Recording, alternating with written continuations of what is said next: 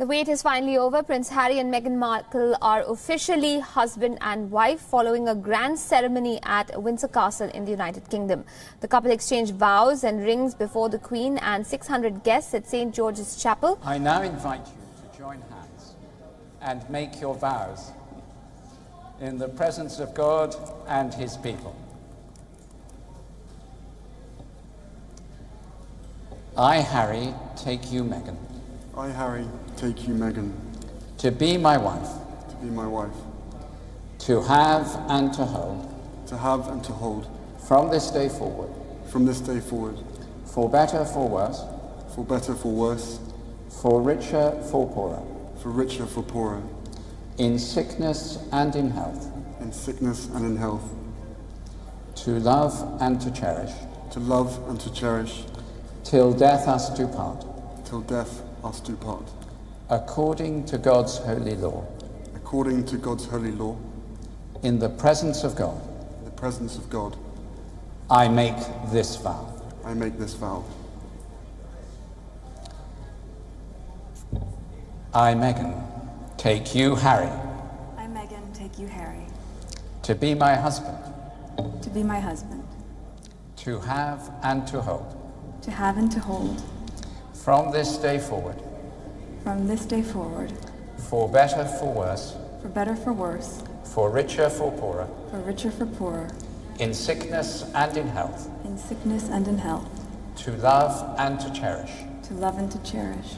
Till death us do part. Till death us do part. According to God's holy law. According to God's holy law. In the presence of God. In the presence of God. I make this vow. I make this vow.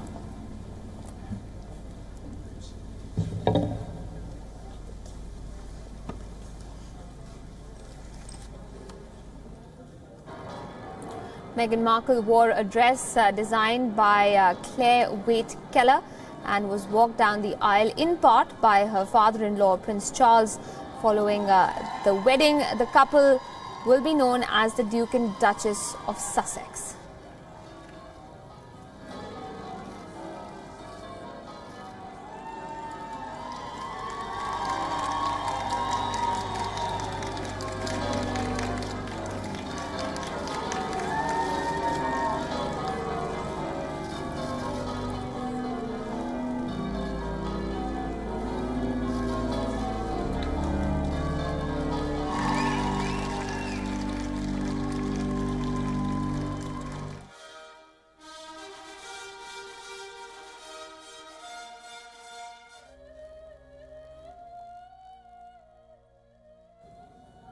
Now, a string of high-profile guests witnessed the wedding ceremony.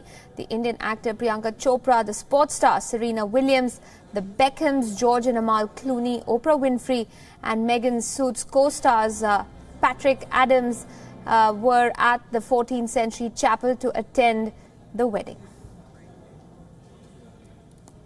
It's so emotional when she walked down the aisle on her own and her mum was in the pew and she was like crying. It was just so emotional. And then when Prince Charles took her, it was like, oh, it's just so emotional.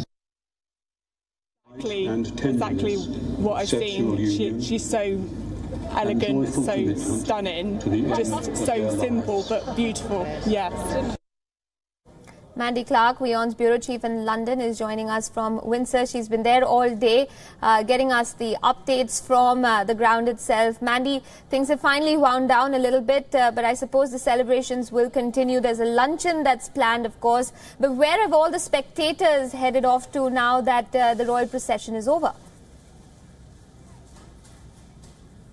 Well, a lot of them were trying to beat the trains, but I think the plan probably failed because it was absolutely jammed. Some decided to stay back and just enjoy the day, enjoy the sunshine. There will be street parties happening well into the night throughout the country, so lots of people had their own plans, but it turned out to be an absolutely spectacular day, which is something you can't always guarantee when it comes to the British weather. But everyone I spoke to thought it was an excellent ceremony. They loved it. They loved the modern touches that were there. They loved the choirs. So a lot of well wishes and just a good feeling all around in Windsor now after the event is over. For the public, that is, of course, the dinner and speeches, the after party, that's all to come for the couple. And Mandy, a lot has been made about the merging of tradition and modernity in the way the wedding was conducted, the way the ceremony was conducted. How have people taken to the stepping away from certain traditions, like Meghan, for instance, choosing to walk into the chapel by herself, choosing not to be given away, so to speak, by Prince Charles, and also keeping the word obey out of her vows?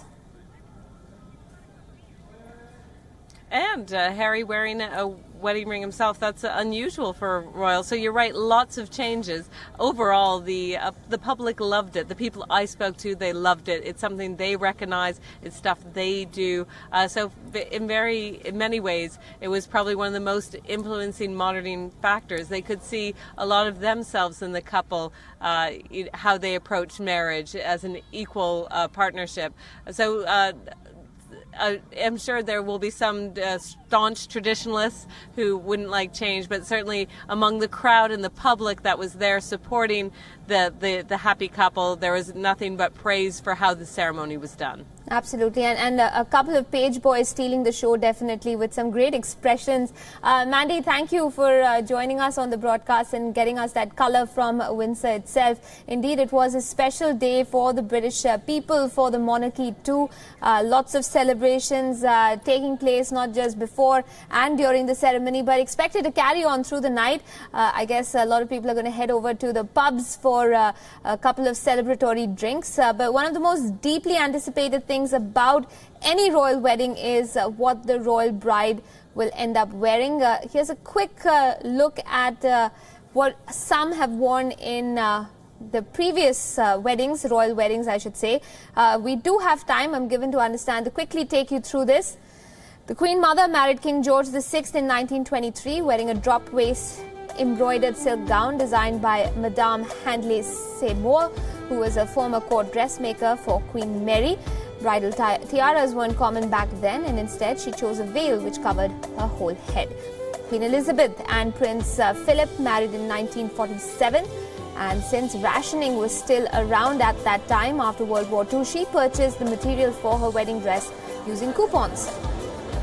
She wore an ivory silk dress designed by Norman Hartnell, which was embroidered with 10,000 white seed pearls, silver thread, sparkling crystals and transparent applique tulle embroidery.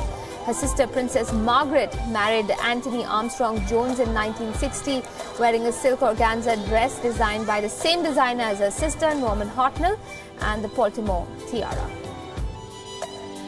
And a full 21 years later, Prince Charles wed his first wife, Lady Diana Spencer, in a televised ceremony. Diana wore an ivory silk taffeta and antique lace gown with a dramatic 25-foot-long train made by David and Elizabeth Emanuel. The large puff sleeves and full skirt became a popular style, and many 80s brides decided to copy Diana's. Prince Charles married his second wife, Camilla Parker Bowles, in 2005, as it was also her second wedding. The bride wore an embroidered pale blue and gold coat over a matching chiffon gown designed by Robinson Valentine, which is now solely Anna Valentine. And she had golden feathers in her hair for the blessing at the same chapel where Harry and Meghan exchanged vows, that's St. George's. And then Prince Harry's elder brother, Prince William, married Kate Middleton in 2011. Her wedding dress has now become one of the most iconic gowns designed by Sarah Burton for Alexander McQueen. The long-sleeve lace dress featured a satin bodice and a silk tulle skirt. Her bridal train measured just under 9 feet, and she wore the Queen's Cartier halo tiara and diamond earrings. And finally, the lady of today, Meghan Markle, the now Duchess of Sussex, wore a white gown designed by Claire Waite Keller for Givenchy. The stunning silk gown featured an open neckline and sculpted waist. The slim three-quarter sleeves added a note of refined modernity while remaining traditional. The delicate veil, made from silk tulle, featured a trim of hand-embroidered flowers and silk threads and organza. It also represented the distinctive flora of each Commonwealth country, united in a floral composition. India was represented by the lotus flower.